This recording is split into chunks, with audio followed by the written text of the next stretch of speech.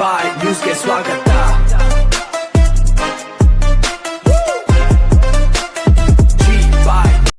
G ಬಾಯ್ news ಟಿವಿಗೆ ಸ್ವಾಗತ. ಕರ್ನಾಟಕ ರಾಜ್ಯ ರೈತ ಸಂಘದ ವತಿಯಿಂದ ರಸ್ತೆಯುದ್ದಕ್ಕೂ ಟೊಮೆಟೊ ಹಣ್ಣು ಸುರಿದು ಸರ್ಕಾರದ ವಿರುದ್ಧ ತೀವ್ರ ಆಕ್ರೋಶ. ಚಿಂತಾಮಣಿ ತೀವ್ರ ಬರಗಾಲದ ಹಿನ್ನೆಲೆಯಲ್ಲಿ ರೈತರ ಬೆಳೆ ಸಾಲ ಮನ್ನಾ ಮಾಡಬೇಕು ಹಾಗೂ ವಿವಿಧ ಬೇಡಿಕೆಗಳನ್ನು ಈಡೇರಿಸಬೇಕೆಂದು ಒತ್ತಾಯಿಸಿ ಕರ್ನಾಟಕ ರಾಜ್ಯ ರೈತ ಸಂಘದ ವತಿಯಿಂದ ಚೇಳೂರು ರಸ್ತೆಯಲ್ಲಿ ಇಂದು ಬೃಹತ್ ರಸ್ತೆ ತಡೆ ಪ್ರತಿಭಟನೆ ನಡೆಸಲಾಯಿತು. ಚಿಂತಾಮಣಿ ನಗರದ ಚೇಳೂರು ರಸ್ತೆಯಲ್ಲಿ ಜಮಾಯಿಸಿದ ನೂರಾರು ರೈತರು ರಸ್ತೆಯುದ್ದಕ್ಕೂ ಟೊಮೆಟೊ ಹಣ್ಣುಗಳನ್ನು ಸುರಿದು ಸರ್ಕಾರದ ವಿರುದ್ಧ ತೀವ್ರ ಆಕ್ರೋಶ ವ್ಯಕ್ತಪಡಿಸಿದರು. ಸುಮಾರು ವರ್ಷಗಳಿಂದ ಮಳೆ ಇಲ್ಲದೆ ಕೆರೆ ಕಟ್ಟೆಗಳು ಒಣಗಿದ್ದು ಅಂತರ್ಜಲ ಕುಸಿದಿದೆ. ಇಂತಹ ಪರಿಸ್ಥಿತಿಯಲ್ಲೂ ಕಷ್ಟಪಟ್ಟು ಬೆಳೆದ ಟೊಮೆಟೊ ಬೆಲೆಗೆ ಮಾರುಕಟ್ಟೆಯಲ್ಲಿ ಕನಿಷ್ಠ ಬೆಲೆಯೂ ಸಿಗುತ್ತಿಲ್ಲ ಎಂದು ರೈತರು ಅಳಲು ತೋಡಿಕೊಂಡರು. ಈ ವೇಳೆ ಮಾತನಾಡಿದ ರೈತ ಸಂಘದ ರಾಜ್ಯಾಧ್ಯಕ್ಷ ಜೆ.ವಿ. ರಘುನಾಥ ರೆಡ್ಡಿ ಅವರು ತೀವ್ರ ಬರಗಾಲ ಎದುರಾಗುವುದರಿಂದ ರೈತರ ಎಲ್ಲ ರೀತಿಯ ಕೃಷಿ ಸಾಲಗಳನ್ನು ಹಾಗೂ ಒಡವೆ ಸಾಲಗಳನ್ನು ಸಂಪೂರ್ಣವಾಗಿ ಮನ್ನಾ ಮಾಡಬೇಕು. ಟೊಮೆಟೊ ಬೆಲೆಗೆ ಕನಿಷ್ಠ ಬೆಂಬಲ ಬೆಲೆಯನ್ನು ಘೋಷಿಸಬೇಕು. ಪ್ರತಿ ಕೆಜಿಗೆ ಕನಿಷ್ಠ 50 ಹಾಗೂ 15 ಕೆಜಿ ಬಾಕ್ಸ್ಗೆ 750 ನಿಗದಿಪಡಿಸಬೇಕು. ರೈತರಿಗೆ ಉಚಿತವಾಗಿ ಉತ್ತಮ ಗುಣಮಟ್ಟದ ಬಿತ್ತನೆ ಬೀಜಗಳನ್ನು ವಿತರಿಸಬೇಕು. ಉದ್ಯೋಗ ಖಾತ್ರಿ ಯೋಜನೆಯಡಿ ರೈತ ಕೂಲಿ ಕಾರ್ಮಿಕರಿಗೆ ನಿರಂತರ ಕೆಲಸ ನೀಡಬೇಕು. 1 ಎಕರೆ ಟೊಮೆಟೊ ಬೆಳೆಯಲು 4 ರಿಂದ 5 ಲಕ್ಷ ರೂಪಾಯಿ ಖರ್ಚಾಗುತ್ತದೆ. ಆದರೆ ಮಾರುಕಟ್ಟೆಗೆ ತಂದರೆ ಸೂಕ್ತ ಬೆಲೆ ಇಲ್ಲದೆ ರೈತರು ಬೀದಿಗೆ ಬೀಳುವಂತಾಗಿದೆ. ಮುಖ್ಯಮಂತ್ರಿ ಡಿ.ಕೆ. ಶಿವಕುಮಾರ್ ಅವರು ತಕ್ಷಣವೇ ಈ ಭಾಗದ ರೈತರ ಸಮಸ್ಯೆಗಳಿಗೆ ಸ್ಪಂದಿಸಬೇಕು. 1 ವಾರದೊಳಗೆ ಸರ್ಕಾರ ನಮ್ಮ ಬೇಡಿಕೆಗಳಿಗೆ ಸಕಾರಾತ್ಮಕವಾಗಿ ಸ್ಪಂದಿಸದಿದ್ದರೆ ಎಪಿಎಂಸಿ ಮಾರುಕಟ್ಟೆಯನ್ನು ಬಂದ್ ಮಾಡಿ ಮುಂದಿನ ದಿನಗಳಲ್ಲಿ ಉಗ್ರ ಹೋರಾಟ ಹಮ್ಮಿಕೊಳ್ಳಲಾಗುವುದು ಎಂದು ಎಚ್ಚರಿಸಿದರು.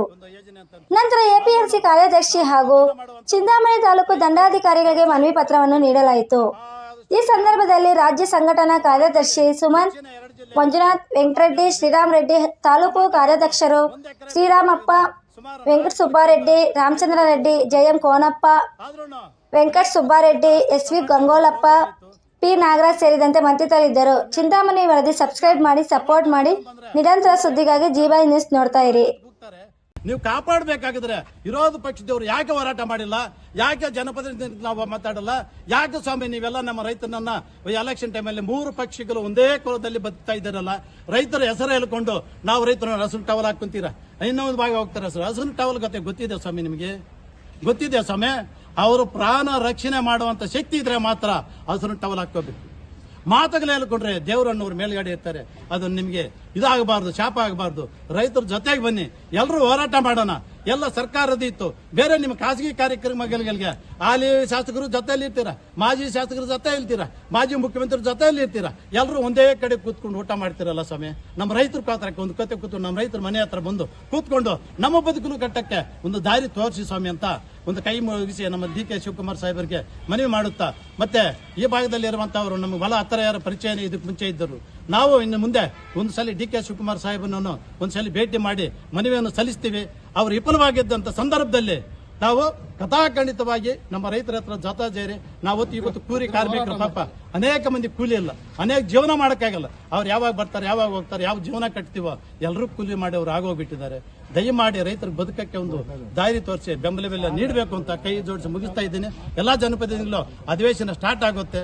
ಆ ಟೈಮಲ್ಲಿ ವಿಶೇಷವಾಗಿ ಬೆಂಬಲ ಬೆಲೆ ಘೋಷಣೆ ಮಾಡಿ ನಮ್ಮ ರೈತರಿಗೆ ಒಂದು ಬದುಕು ಕಟ್ಟಕ್ಕೆ ಮಾಡಬೇಕು ಅಂತ ಮನವಿಯನ್ನು ಮಾಡ್ತಾ ಒತ್ತಾಯಪೂರ್ವಕವಾಗಿ ಎಚ್ಚರಿಕೆಯನ್ನು ನೀಡ್ತಾ ಇದ್ದೇವೆ, ಬಂದು ಮಾಡ್ತೀವಿ ಅಂತ.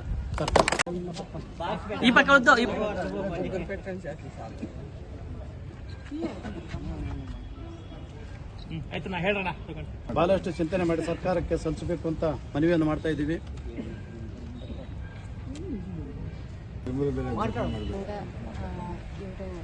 ಅಧ್ಯಕ್ಷರು ಮತ್ತು ಕಾರ್ಯಕಾರಿ ಸಮಿತಿ ಟೊಮೆಟೊ ಬೆಂಬಲ ಬೆಲೆ ಕುಸಿತಗೊಂಡಿದೆ, ಟೊಮೆಟೊ ದರ ಕುಸಿತಗೊಂಡಿದೆ ಅಂತ ಹೇಳಿ ಬೆಂಬಲ ಬೆಲೆ ನಿಗದಿ ಮಾಡಬೇಕು ಅಂತ ಹೇಳಿ ಸರ್ಕಾರಕ್ಕೆ ಮನವಿ ಕೊಟ್ಟಿದ್ದಾರೆ. ಸೊ ಇದನ್ನು ನಾನು ಮೇಲಾಧಿಕಾರಿಗಳ ಗಮನಕ್ಕೆ ತಂದು ಸರ್ಕಾರಕ್ಕೆ ಶಿಫಾರಸು ಮಾಡ್ತೀನಿ. ಮತ್ತೆ ಇನ್ನೊಂದು ವಿಚಾರ ಇಲ್ಲ, ಮೇಡಮ್ ಅವರು ಬಂದು ನೋಡ್ಬೋದು, ನಾವು ತೋರಿಸ್ತೀವಿ. ನಮ್ಮ ಮೇಡಮ್ ಅವರು ನಮ್ಮ ತಾಲೂಕವರೇ, ನಮ್ಮ ತಾಲೂಕವರು ಆಗಿರೋದ್ರಿಂದ ನಮಗೆ ರೈತರಿಗೆ ಎಲ್ಲಿ ಹೋದ್ರೂ ಕಸ ಹಂಗೆ ಇದೆ, ಬಿಲ್ ಮಾತ್ರ ಆಗ್ತಾ ಇದೆ ಕಾಂಟ್ರಾಕ್ಟ್ಗೆ. ಅವ್ರ ಬಿಲ್ ರದ್ದು ಮಾಡಬೇಕು ಮೇಡಮ್ ಅವರು, ಅವ್ರ ಬಿಲ್ಲು ರದ್ದು ಮಾಡಬೇಕು. ಯಾಕೆಂದ್ರೆ ಕೆಲಸ ಮಾಡ್ತಾ ಇಲ್ಲ, ಬಿಲ್ ಮಾಡ್ಕೊಂಡು ಹೋಗ್ತಾ ಇದ್ದಾರೆ. ಮೇಡಮ್ ಅವರು ಬಿಲ್ ರದ್ದು ಮಾಡಬೇಕು, ಇಲ್ಲ ಮೇಡಮ್ ಅವರು ಬಂದ್ಲಿ ತೋರಿಸ್ತೀವಿ ನಾವು. 1-2 ತಿಂಗಳಿಂದ ಯಾವುದೇ ಕಸರಿತ್ತಿಲ್ಲ. ಅವರು ಬಿಲ್ ರದ್ದು ಮಾಡಬೇಕು. ಇದು ಕಟಾಕ್ಷವಾಗಿ ಮೇಡಮ್ ಅವರು ಇದು ವಿಚಾರ ಮಾತಾಡಬೇಕು. ಸ್ವಚ್ಛತೆ ಈಗ ಸುಮಾರು ಒಂದು ದಿನಕ್ಕೆ 6,000ದಿಂದ 7,000 ಬಾಕ್ಸ್ಗಳು ಇಷ್ಟು ದರ ಕಡಿಮೆಯಾಗಿ ಇಲ್ಲೇ ಹಾಕಿ ಹೋಗ್ತಾ ಇದ್ದಾರೆ. ಆದರೆ ನಮ್ಮಲ್ಲಿ ಸ್ವಚ್ಛತೆಗೆ 10 ಜನ ಇದು ಮಾಡಿದ್ದಾರೆ, ಏನು ಕ್ಲೀನ್ ಮಾಡಲಿಕ್ಕೆ 10 ಜನ. ಆದರೆ 10 ಜನದಲ್ಲಿ ಇಷ್ಟು ಜನ ಕಸ ವಿಲೇವಾರಿ ಮಾಡಲಿಕ್ಕೆ ಸಾಧ್ಯ ಆಗಲ್ಲ. ಹಾಗಾಗಿ ಮಿಷನರೀಸಿಂದ ರಾತ್ರಿ ಹೊತ್ತು ಕ್ಲೀನ್ ಮಾಡ್ತಾ ಇದ್ದಾರೆ.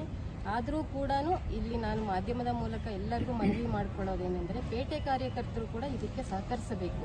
ಈಗ ಬಾಕ್ಸ್ಗಳು ಎಲ್ಲಂದ್ರೆ ಅಲ್ಲಿ ಸುರಿದಿದ್ದಾನೆ, ಸ್ವಚ್ಛತೆ ಏಜೆನ್ಸಿ ಅವರಿಗೆ ಬಂದಾಗ ಅವ್ರಿಗೆ ಕೊಟ್ಟರೆ ಅದು ಡೈರೆಕ್ಟಾಗಿ ಟ್ರ್ಯಾಕ್ಟರ್ಗೆ ತುಂಬಿಸ್ಕೊಂಡು ಕಸ ವಿಲೇವಾರಿ ಆಗಲಿಕ್ಕೆ ಈಸಿ ಆಗುತ್ತೆ. ಬಟ್ ಏನಂದರೆ ಅವ್ರಿಗೆ ಕ್ರೇಟುಗಳು ರೈತರಿಗೆ ವಾಪಸ್ ಕೊಡೋ ಒಂದು ದೃಷ್ಟಿಯಿಂದ ಅಲ್ಲಲ್ಲೇ ಸುರಿದು ಡೈಲಿ ಸುಮಾರು 6,000ದಿಂದ 7,000 ಬಾಕ್ಸ್ ವಿಲೇವಾರಿ ಆಗ್ತಾ ಇದೆ. ಸೊ ಹೀಗಾಗಿ ನಾವು ಅವ್ರಿಗೂ ಭಾರಿ ಅನ್ಯಾಯವಾಗಿದೆ. ಮಾರ್ಕೆಟ್ಗೆ ಹೋಗಕ್ಕೆ ಮಾಡ್ತಾ ಇಲ್ಲ, ಅವರೇ ಮಾಡೋದು ಹೇಳ್ತಾ ಇಲ್ಲ. ಅಲ್ಲಿ ಸುರಿಯೋ ಬದಲು ಆ ಕ್ರೇಟುಗಳು ವ್ಯಾಪಾರಸ್ಥರು ಸಹಕರಿಸಬೇಕು ಇದಕ್ಕೆ ಅಂತ ನಾವು ಮನವಿ ಮಾಡ್ತಾ ಇದ್ದೀನಿ ಅಷ್ಟೇ. ವಿತರಣೆ ಮಾಡಕ್ಕಾಗಲ್ಲ ಅಲ್ಲ. ಈಗ ಅವ್ರಿಗೇನೋ ಅವ್ರು ಬರೋದು ಕಾಯಿ ಮಾರ್ಕೊಂಡು ಅವ್ರು ಹೋಗೋದ್ರಲ್ಲಿ ಬ್ಯುಸಿ ಇರ್ತಾರೆ. ಅಂದ್ರೆ ಎಷ್ಟು ರೇಟ್ ದರ ಕಡಿಮೆಯಾಗಿ ತುಂಬಾ ವೇಸ್ಟ್ ಬೀಳ್ತಾ ಇದೆ ಅನ್ನೋ ಮಾಹಿತಿ ನಾನು ಹೇಳ್ತಾ ಇದ್ದೀನಿ. ಆದ್ರೂ ರಾತ್ರಿ ಹೊತ್ತು JCBಗಳನ್ನ 3 ತಿಂಗಳಿಂದ ಯಾವುದೇ ಪೇಮೆಂಟ್ ಮಾಡಿಲ್ಲ. ಪೂರ್ತಿ ಸ್ವಚ್ಛತೆ ಆದ್ಮೇಲೆ ನಾವು ಪೇಮೆಂಟ್ ಮಾಡೋದು. ಸೊ ಹಂಗಾಗಿ ಮೆಷಿನರೀಸಿಂದು ಮತ್ತು ಮನುಷ್ಯರಿಂದ ಎಲ್ಲ ತರದಲ್ಲೂ ವ್ಯವಸ್ಥೆ ಆಗ್ತಾ ಇದೆ, ಇನ್ನೂ ಆಗ್ಬೇಕು. ಬಟ್ ಏನಂತಂದ್ರೆ ತುಂಬಾ ವೇಸ್ಟ್ ಬೀಳ್ತಾ ಇದೆ, ಹಾಗಾಗಿ ಮಾಡ್ತಾ ಇದೆ. ಅವರಿಗೆ ಕೊಡಬಹುದಾಗಿತ್ತಲ್ಲ. ವಾರ್ಷಿಕವಾಗಿ ಟೆಂಡರು ಆನ್ಲೈನ್ ಪ್ರೊಕ್ಯೂರ್ಮೆಂಟ್ ಮುಖಾಂತರ ಆಗತ್ತೆ. ಸೊ ನಮ್ಮ ಕಮಿಟಿ ಇದರಲ್ಲಿ ನಾವು ಡಿಸಿಷನ್ ತಗೊಳಕ್ ಬರಲ್ಲ, ಇವ್ರಿಗೆ ಕೊಡಬೇಕು ಅವ್ರಿಗೆ ಕೊಡಬೇಕು ಅಂತ. ಇದು ಆನ್ಲೈನ್ ಟೆಂಡರ್ ಆಗಿರೋದ್ರಿಂದ ಕರ್ನಾಟಕ ಸ್ಟೇಟಲ್ಲಿ ಯಾರು ಬೇಕಾದರೂ ಟೆಂಡರ್ಗೆ ಅಪ್ಲೈ ಮಾಡ್ಬೋದು. ಟೆಂಡರಲ್ಲಿ ಅಪ್ಲೈ ಆದಮೇಲೆ ಯಾರು L1 ಇರ್ತಾರೆ ಅವ್ರಿಗೆ ನಾವು ಗುತ್ತಿಗೆ ಕೊಟ್ಟಿರ್ತೀವಿ. ಅವ್ರಿಗೆ ಅದರಲ್ಲಿ ಪ್ರಾಫಿಟ್ ಬರುತ್ತೋ ಲಾಸ್ ಆಗುತ್ತೋ, ಬಟ್ ಅವ್ರಿಗೆ ವರ್ಕ್ ಕಂಪ್ಲೀಟ್ ಮಾಡಬೇಕು. ಸೊ ನಮ್ಮ ಇಲ್ಲಿ ಲೋಕಲ್ ಅವರಾಗಲಿ ಅಥವಾ ಕಮಿಟಿಗಾಗಲಿ ಅದರದ್ದು ಅನುಮೋದನೆ ಇದು ಮಾಡೋಕ್ಕೆ ಬರೋದಿಲ್ಲ. ಒಟ್ಟು ಕ್ಲೀನ್ ಮಾಡಿಸೋ ಜವಾಬ್ದಾರಿ ನಮ್ಮದಿರುತ್ತೆ. ಮಾಡಲಿಕ್ಕೆ L1 ಯಾರಾಗಿರ್ತಾರೋ ಅದಕ್ಕೆ ಅವ್ರಿಗೆ ಇದು ಮಾಡಬೇಕಾಗಿ L2 ಅವ್ರು ಕೂಡ ಆಪ್ಷನ್ ಇರಲ್ಲ.